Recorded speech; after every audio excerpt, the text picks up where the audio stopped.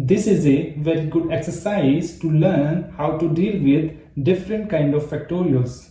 In this problem, you will solve normal factorial, a subfactorial and a double factorial.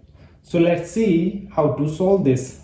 As you know that n factorial equals to n multiply n minus 1 multiply n minus 2 dash dash dash up to 1. Therefore, 3 factorial will be equals to 3 multiply 2 multiply 1 equals to 6. Similarly, subfactorial of n equals to n factorial multiply summation of k equals to 0 to n minus 1 to power n divided by k factorial.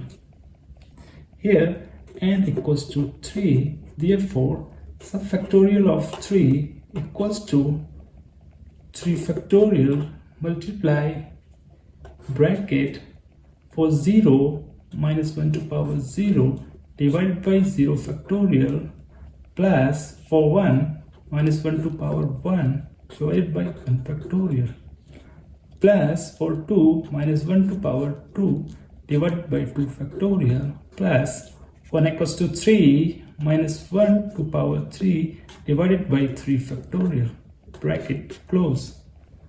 So this simplifies to subfactorial of 3 equals to 3 factorial is 6 multiply bracket minus 1 to power 0 is 1 divided by 0 factorial is 1 plus minus 1 to power 1 is minus 1 divided by 1 factorial is 1 plus minus 1 to power 2 equals to 1 divided by 2 factorial is 2 plus minus 1 to power 3 is minus 1 divided by 3 factorial is 6.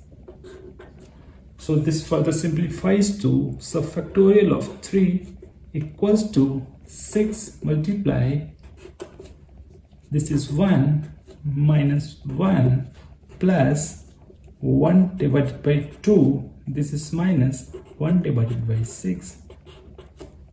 This 1 to 1 cancels.